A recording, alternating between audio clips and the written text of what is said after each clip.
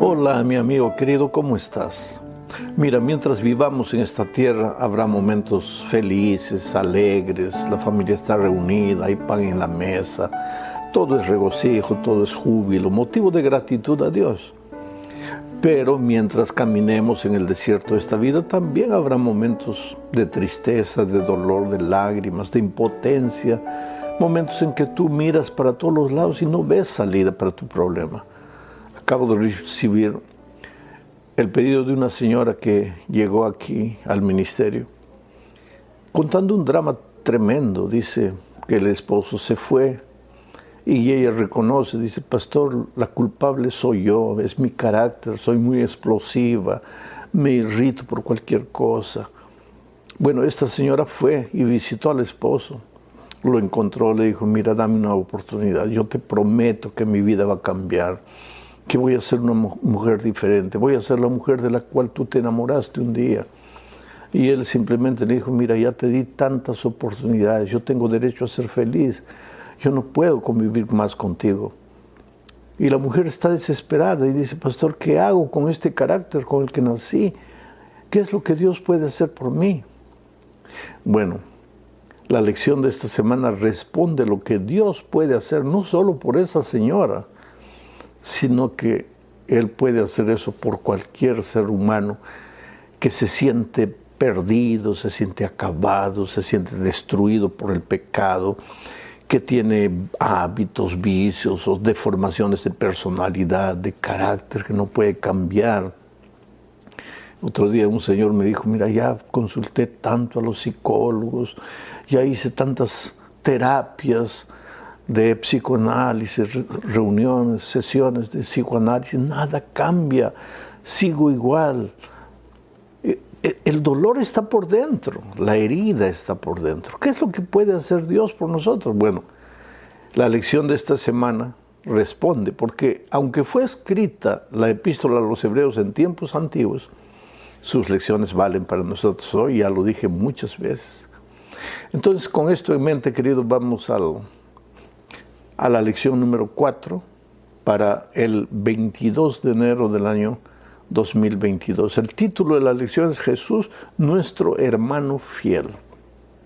La semana pasada estudiamos parte del capítulo 1, donde Pablo dice que en estos postreros días Dios nos ha hablado por el Hijo, y que ese Hijo es el reflejo del carácter de Dios, es el reflejo de la gloria de Dios.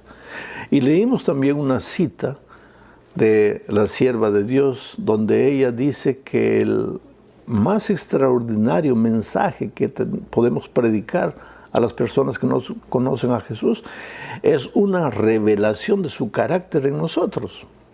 Pero ahora viene esta buena señora que escribió hablando de su carácter y dice que ella se ha esforzado para cambiar el carácter, pero no puede. Ahora, ¿qué tiene que ver el drama de esta señora y el drama de mucha gente con esta lección?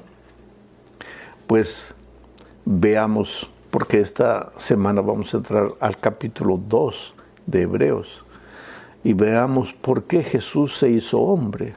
En la primera parte de la lección de esta semana tiene como subtítulo el hermano como redentor. Y esto nos remite al Antiguo Testamento, donde existía la fiesta del jubileo. ¿Qué era la fiesta del jubileo? Es que en todos los tiempos hubo personas que por un motivo, por otro, se metieron en deudas y después pues no consiguen salir de las deudas y no saben qué hacer para pagar a las deudas.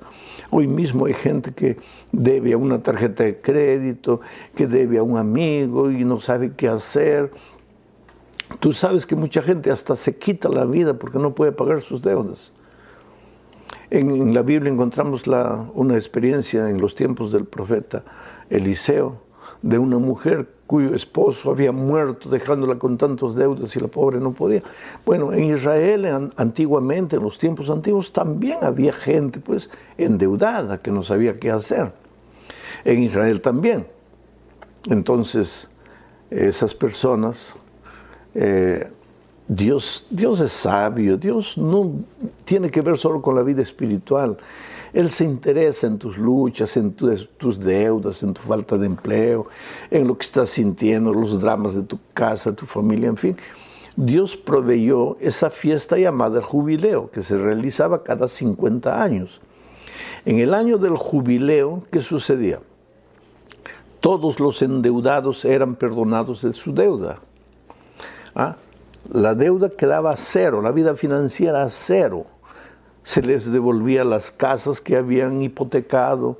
A veces ellos mismos se habían ofrecido como esclavos. En el año del jubileo todo eso se perdonaba. Estaban a cero.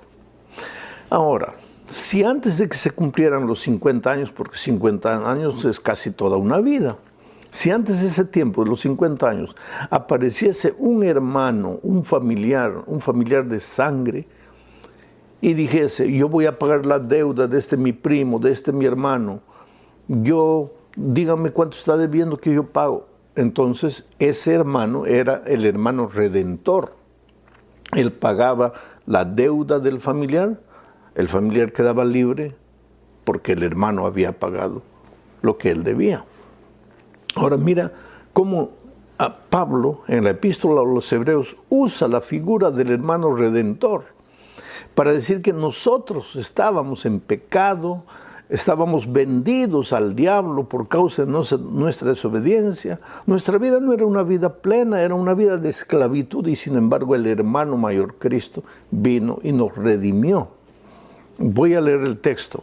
Mira lo que dice Hebreos capítulo 2, versículos 14 y 15. Así que, por cuanto los hijos participaron de carne y sangre, se está refiriendo a nosotros, Él también, y ahora se está refiriendo a Jesús, Él también participó de lo mismo. ¿De qué? De carne y sangre. Quiere decir, Jesús se hizo un ser humano como nosotros. Y Pablo sigue diciendo, para destruir por medio de la muerte al que tenía el imperio de la muerte. ¿Quién tenía el imperio de la muerte? El diablo.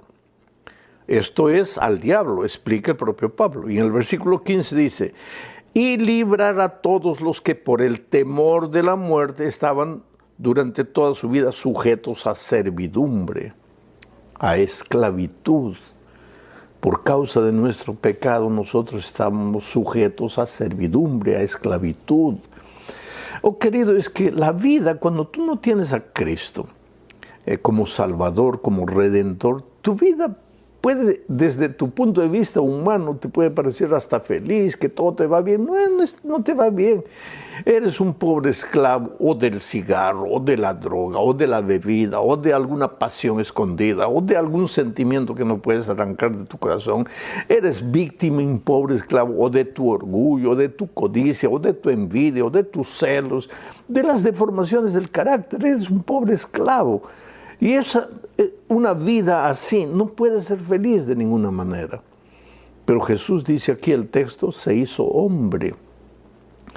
Se hizo hombre de carne y sangre, así como nosotros, vino al mundo. ¿Para qué? Para pagar nuestra deuda, porque nosotros estábamos esclavizados por el mal. Y pagó nuestra deuda con su muerte, porque quien tenía que morir por causa del pecado éramos nosotros. Jesús vino y nunca cometió un pecado, por lo tanto Él no tenía por qué morir, pero Él murió para pagar nuestra deuda porque nosotros sí habíamos pecado y estábamos destituidos de la gloria de Dios. Ahora, ¿sabes por qué el Señor Jesucristo tuvo que hacerse un ser humano, un hombre de carne y sangre como nosotros? Porque como Dios, Él no podría morir. Y la paga del pecado era la muerte. Y el ser humano tenía que morir. Pero Dios, si viniese como Dios, no podría morir. Entonces tuvo que tomar la forma humana y ser participante de la sangre y de la carne para morir y con su muerte pagar nuestro pecado. ¡Qué extraordinario amor! Solo que, querido, quiero que entiendas que si Jesús murió y tú aceptas el sacrificio de Jesús en tu favor, pues ya no tienes por qué vivir esclavizado. Ya no tienes por qué sentirte asfixiado por las garras del enemigo, aunque las garras del enemigo sean tu propio carácter. Jesús puede cambiar tu ser por completo.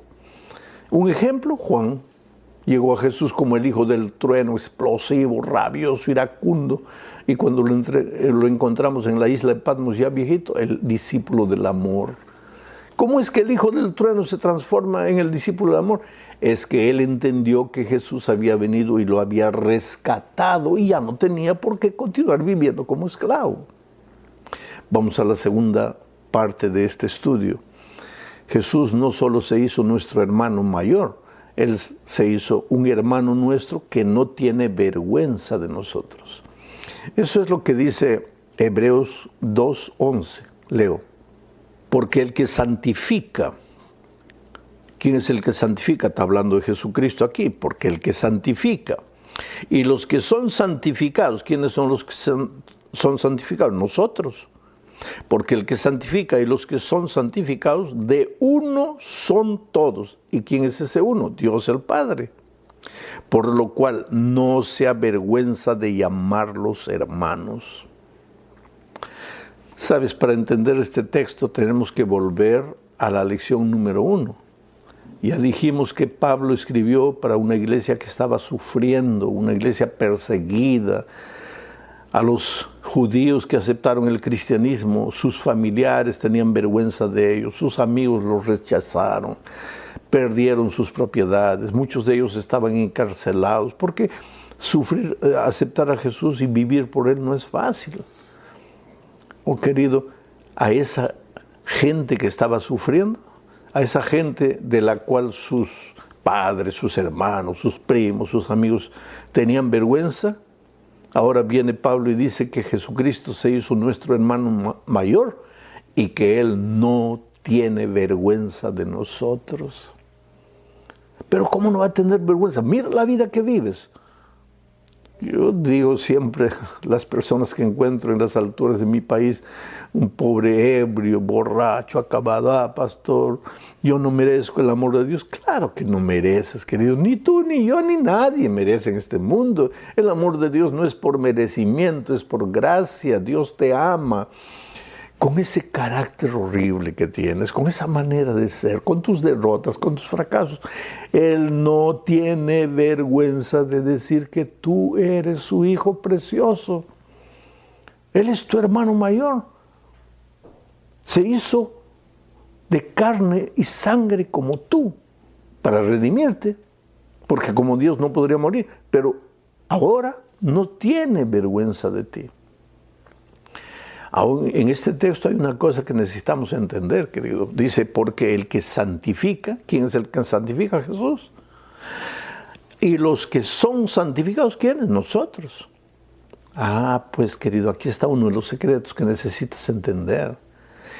Si tú quieres santificarte a ti mismo en el concepto de que santo es el que no peca, el que no falla, el que no hace esto, no hace aquello, porque hay muchos cristianos desesperados. Ay, pastor, por más que me esfuerzo no logro, por más que lucho no consigo. Es que nosotros no nos santificamos.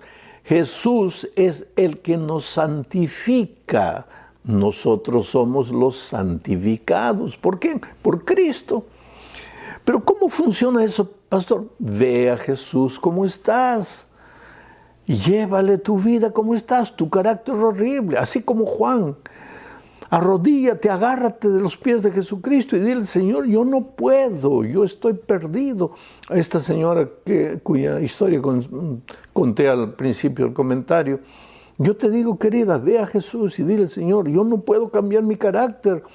Mi esposo ya se cansó de mí, pero por favor tú no te canses, tú puedes, tú tienes poder. Ve a Jesús como estás, clama a Él, porque Él no tiene vergüenza de ti, Él es tu hermano, te ama, tu hermano de carne y sangre, tu Padre como Dios, porque el Hijo es Dios, pero tu hermano porque se hizo como nosotros, humano, de carne y sangre.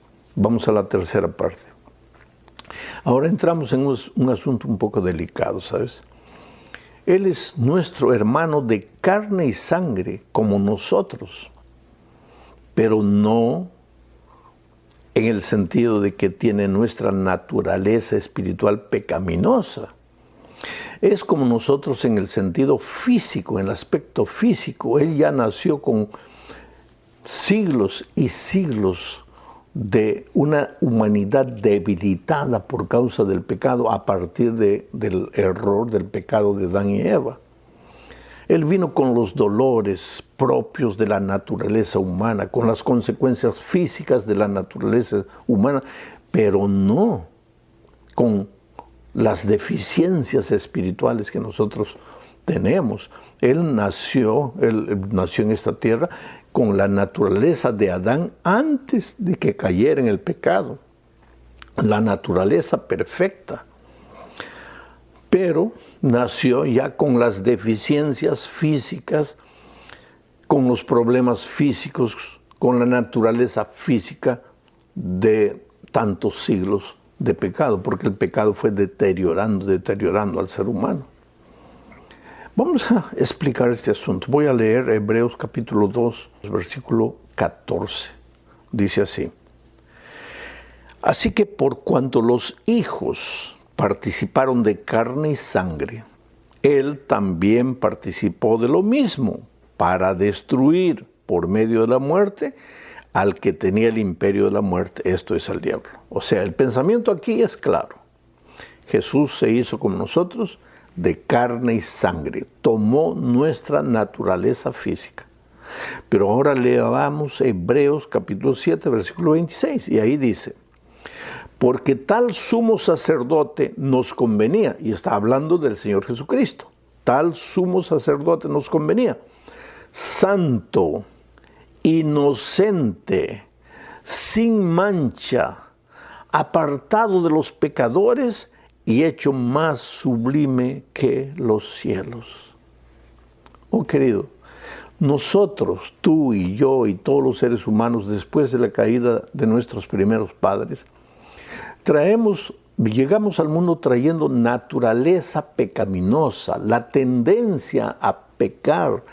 Por más que cerremos los ojos, digamos, no voy a pecar, venimos al mundo trayendo naturaleza pecaminosa. Jesucristo no. Él vino de carne y sangre, se hizo de carne y sangre, pero no traía la naturaleza pecaminosa en sí, diferente de nosotros. Porque mira lo que dice Romanos capítulo 7, 14, 15 y 17. Pablo, en una situación dramática, mira lo que dice: porque sabemos que la ley es espiritual, mas yo soy carnal, dice Pablo. Y Pablo era Pablo, pero él dice: yo soy carnal, vendido al pecado, porque lo que hago no lo entiendo, pues no hago lo que quiero, sino lo que aborrezco, eso hago. De manera que ya no soy yo quien hace aquello, sino el pecado que mora en mí. Ese pecado que moraba en Pablo y que mora en mí, ese pecado no moraba en Cristo, porque Él no vino a este mundo con la naturaleza espiritual caída. Él vino con una naturaleza espiritual perfecta, con la misma naturaleza con la que Adán y Eva, antes de pecar, enfrentaron al diablo. Ellos perdieron la batalla. Cristo vino a luchar con el diablo en el mismo terreno de ellos y venció la batalla en nuestro favor. Mucho cuidado, querido, porque hay gente que enseña que nosotros, o que Cristo vino al mundo con nuestra naturaleza, con nuestras tendencias al pecado. Y si Cristo, en la opinión de ellos, con las tendencias al pecado que nosotros tenemos, Cristo venció, entonces es posible vivir la vida absolutamente perfecta de Cristo en esta tierra. Y eso genera desesperación en los cristianos. Porque, queridos, nosotros tenemos naturaleza pecaminosa que Cristo no tenía. Y te voy a leer una cita del Espíritu de Profecía. Esto está en el manuscrito 94 de 1893. Dice así: Cristo no poseía la misma deslealtad pecaminosa corrupta y decaída que tenemos nosotros, porque entonces no podría ser un sacrificio perfecto. Oh queridos, si Jesús hubiera venido a este mundo trayendo la naturaleza espiritual caída, Él no podría ser nuestro redentor, porque Él necesitaría de un redentor. Entonces, mucho cuidado con decir que Jesús, como ser humano, era tan pecador como nosotros, pero que no pecó. No, Él era nuestro sacerdote, santo, inocente, sin mancha. Mucho cuidado con decir que Jesús tenía la naturaleza pecaminosa que nosotros tenemos. Vamos a la cuarta parte hablando del hermano perfeccionado a través del sufrimiento. Para esto leamos Hebreos 2:10. Dice, porque convenía a aquel por cuya causa son todas las cosas, y por quien todas las cosas subsisten, que habiendo de llevar muchos hijos a la gloria, perfeccionase por aflicciones al autor de la salvación de ellos.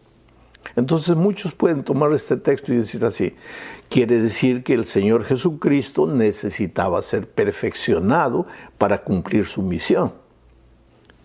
Pero dice el texto, perfeccionase por aflicciones al autor de la salvación de ellos. Cristo fue el autor. En el consejo eterno del Padre, el Hijo y el Espíritu Santo para preparar el plan de salvación, el autor, uno de los autores era Cristo, la persona de Cristo. Entonces Cristo no tenía que ser perfeccionado en esta tierra, sino que al tomar nuestra carne y sangre, al vivir como un ser humano, porque ahí está el asunto. Cuando Cristo viene a nuestra tierra, hizo un pacto con su Padre, de que en esta tierra viviría como un ser humano normal, como un ser humano cualquiera, en el sentido de que sería tentado en todo, pero no usaría sus poderes divinos, no usaría sus poderes divinos. Por eso yo siempre digo que Cristo no fue tentado solo en todo lo que nosotros somos tentados. Cristo fue tentado más allá de lo que nosotros podemos ser tentados. Porque además de todas las tentaciones que nosotros podemos tener, Cristo tuvo una tentación que tú ni yo podemos tener, que es la tentación de usar sus poderes divinos. Tú y yo no tenemos esa tentación porque no tenemos poderes divinos. Pero si Él en esta tierra usase sus poderes divinos, el diablo podría acusarlo diciendo que Él estaba viviendo en esta tierra usando sus poderes de Dios. No, se estaba disfrazando de hombre, pero no era hombre. Querido, Dios se hizo en Cristo plenamente hombre, sin pecado, sin la naturaleza pecaminosa humana, pero plenamente hombre. Y sin embargo continuó siendo plenamente Dios. Pero como hombre no usó nunca sus poderes de Dios. Y el diablo quería que los usase. Por eso en el desierto dice, si eres hijo de Dios, si eres hijo de Dios, si eres hijo de Dios, prueba, usa tu poder de Dios, usa tu poder de Dios. Jesús no usó sus poderes divinos. Vino a esta tierra para mostrarnos el camino de la obediencia. Ese es el último pensamiento que después vamos a estudiar. Pero mucho cuidado, querido. Hay una cita del Espíritu de Profecía que voy a leer, está en el Comentario Bíblico Adventista, página volumen 5, página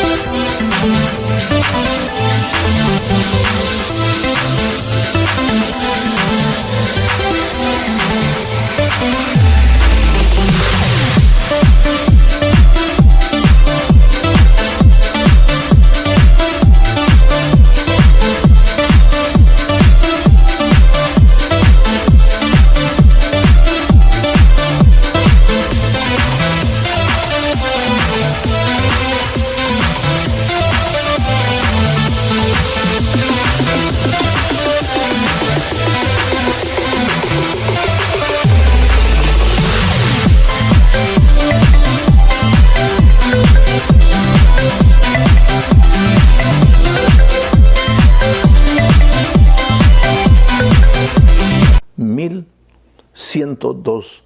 Es la carta 8 de 1895 y dice así: sed cuidadosos, sumamente cuidadosos, en la forma en que os ocupáis de la naturaleza de Cristo.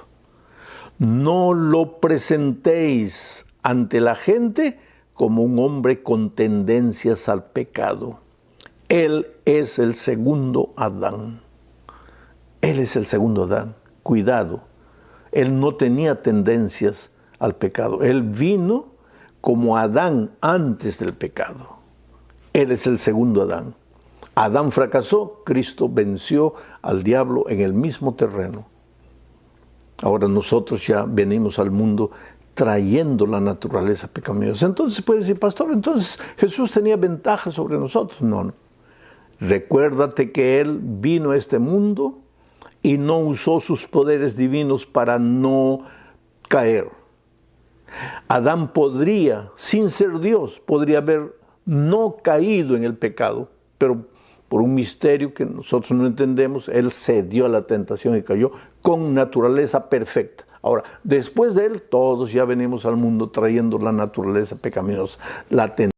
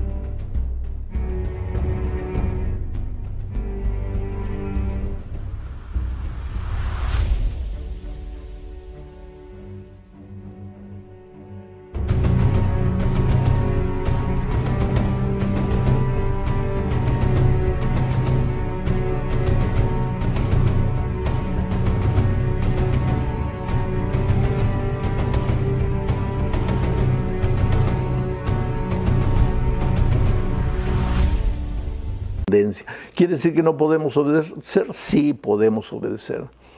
Y justamente esa es la última parte del comentario de esta semana. El Señor Jesús como nuestro hermano y modelo. Para eso leamos Hebreos capítulo 11, versículos 1 y 2. Dice así: por tanto, nosotros también, teniendo en derredor nuestro tan grande nube de testigos, despojémonos de todo peso y del pecado que nos asedia y corramos con paciencia la carrera que tenemos por delante, puesto los ojos en Jesús, el autor y consumador de la fe, el cual por el gozo puesto delante de él, sufrió la cruz, menospreciando el oprobio, y se sentó a la diestra de Dios. ¿En qué sentido Jesús fue nuestro modelo? ¿Tú te acuerdas que cuando Jesús estaba en esta tierra pasaba noches y noches orando? Jesús no vino a enseñarnos que tienes que obedecer. Claro que tenemos que obedecer, pero la lección de Jesús no es tienes que obedecer. La lección de Jesús es yo te voy a enseñar cómo obedecer. Y entonces tú le preguntas, Señor, ¿cómo es que tú pudiste obedecer siendo un ser humano? Y Él te va a responder, porque yo pasaba noches y noches en comunión con mi Padre. Esto quiere decir que en la medida que nosotros aprendamos a convivir con Jesús a través del estudio de la Biblia, todos los días, a través de la oración y a través de la testificación, cuanto más estemos con Jesús, más victoriosos seremos. Nuestros ojos tienen que estar fijos en Él. Pero ese no es un fijar los ojos románticamente, sino un fijar los ojos práctico. Oración, Biblia, testificación. Si tú implementas estas tres disciplinas en tu vida, serás un hombre, una mujer victorioso. Que Dios te bendiga ricamente. No te desesperes, Dios te ama mucho. Y Dios ya pagó el precio de tu culpa, estás perdonado. Pero ahora Él te mira y dice, hijo, vete y no peques más. Pero Señor, ¿cómo no? Pues soy tu hermano y te vine a enseñar, a dar el ejemplo de que debes buscar el poder del Dios y vas a ser un hombre, una mujer victorioso. Que Dios te bendiga. Un abrazo.